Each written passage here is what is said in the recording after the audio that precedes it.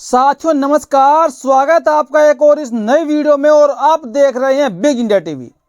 साथियों, एनडीए के खिलाफ इंडिया वाले गठबंधन को अपनी प्लानिंग करते हुए पसीने आ रहे हैं।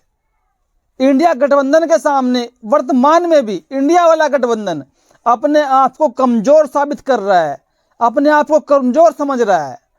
लेकिन साथियों, इंडिया वाला गठबंधन मजबूत कैसे होगा, आखिर कहां से चलेगी इसकी नींव प्रॉपर तरीके से, ताकि ये वाला गठबंधन बीजेपी को सत्ता से उखाड़ फेंके। जिस बीजेपी के कारण आज देश में चारों तरफ बेरोजगारी का आलम है, व्यापार खत्म हो चुके हैं लोगों के, जातिवाद चरम सीमा पर है, धार्मिक मुद्दों को फैलाकर देश में वोटों का ध्रुवीकरण किया जा रहा है। और साथियों, अब एक और नया प्रोग्राम बीजेपी करने जा रही है। आपको पता है कि सुप्रीम कोर्ट के आदेश पर इस बीजेपी सरकार में अयोध्या के अंदर राम मंदिर की नींव रखी गई।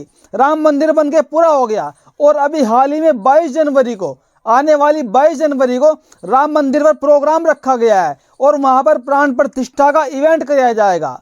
और बीजेपी इस प्रोग्राम के माध्यम से 2024 के लोकसभा चुनाव को भुनाने की कोशिश कर रही है।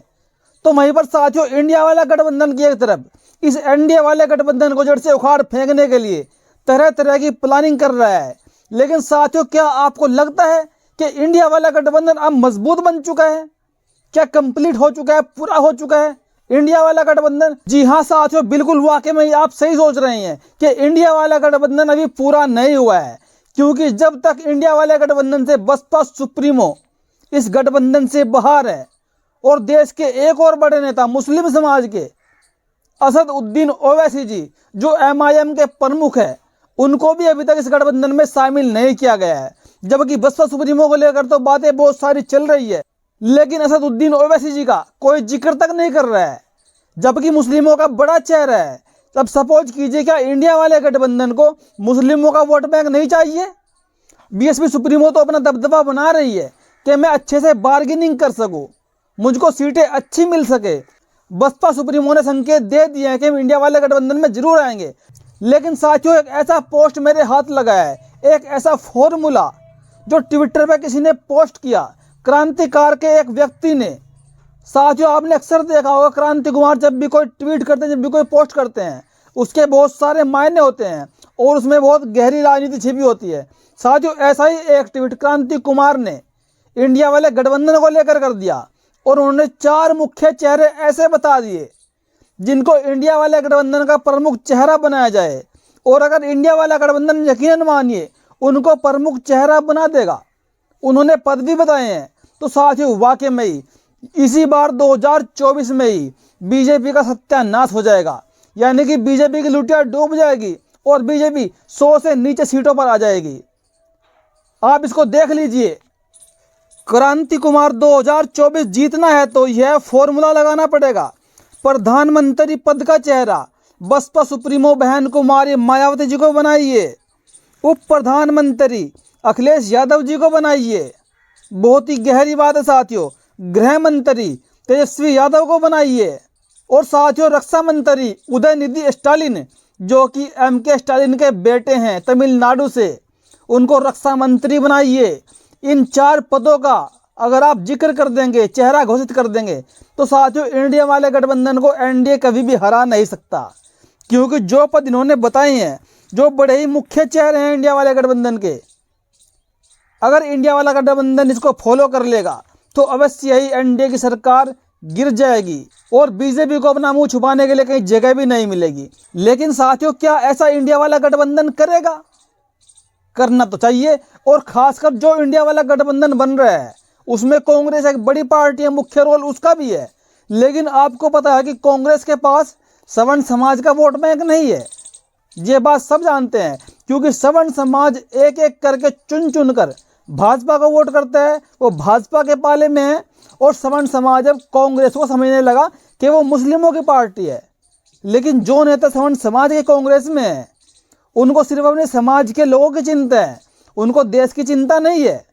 और इसलिए ये भी कहा जा रहा है कि जितने भी कैंडिडेट सेलेक्ट किए जाएंगे 2024 के लिए इंडिया वाले गठबंधन की तरफ से, या तो वो दलित हो, या वो मुस्लिम हो, या वो पिछड़े समाज से हो, एक भी कैंडिडेट सवर्ण समाज का नहीं होना चाहिए।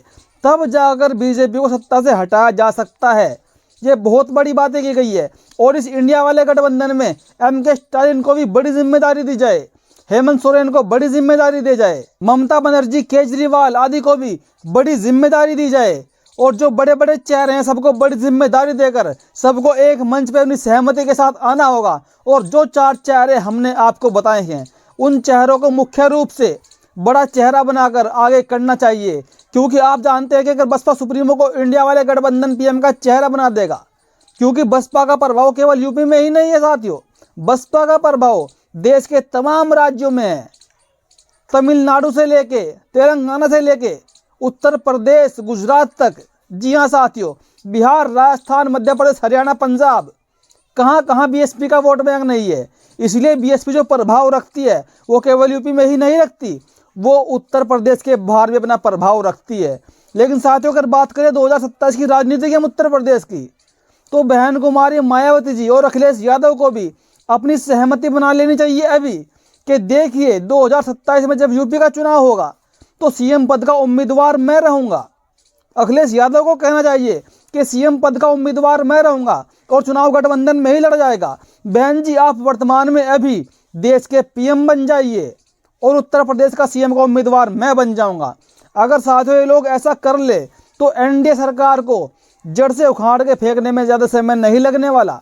बहुत बड़ी प्लानिंग क्रांति कुमार ने अपने पोस्ट के माध्यम से साथियों कर दी है। और साथियों एक तरफ समाजवादी पार्टी में फूट पड़ी हुई है। आप जानते हैं समाजवादी पार्टी के अध्यक्ष अखिलेश यादव जी की पत्नी डिंपल यादव है, जबकि उनका सही नाम डिंपल सिंह है। वो सवर्ण समाज से आती है, वो यादव नहीं है। लेकिन अब डिंपल यादव जो समाजवादी पार्टी के नेता है स्वामी प्रसाद मौर्य, उनका खुलकर विरोध कर रही है कि स्वामी प्रसाद मौर्य समाजवादी पार्टी के लिए सही नहीं है। अब पार्टी को बड़ी सोचने वाली बात है, जो सवर्ण समाज की एक महिला है, बल्कि वो अखिलेश यादव जी की पत्नी है, वो ज़्यादा वोट दिलवा पाएगी समाजवादी पार्टी को या फिर स्वामी प्रसाद मौर्य। ये बड़ी सोचने वाली बात है। अगर डिंपल यादव के कहने पर अखिलेश यादव इस गलती को कर बैठते हैं, स्वामी प्रसाद मौर्य को पार्टी से निकाल देते हैं, तो कहीं ना कहीं समाजवादी पार्टी को बड़ा नुकसान उठाना पड़ सकता है। और जो सवर्ण समाज की महिला है डिंपल सिंह। लेकिन साथियों मैं आपको एक बार फिर कहना चाहता हूँ, अगर इंडिया वाला गठबंधन बड़ी गलती कर देता है, ओवैसी जी को नहीं लेता, बहन कुमारी मायावती जी को नहीं लेता है, तो कहीं ना कहीं इस हार की जिम्मेदारी अखिलेश यादव के सर पे ही पूछी जाएगी और इंडिया वाला गठबंधन दोबारा फिर नहीं बनने वाला। क्योंकि लोग तो पहले से ही कह रहे हैं कि अगर इस बार बीजेपी जीत गई तो देश से भारत का संविधान खत्म कर दिया जाएगा और आगे फिर कभी चुनाव भी नहीं होंगे। इतनी बड़ी दुर्घटना देश में होने वाली है।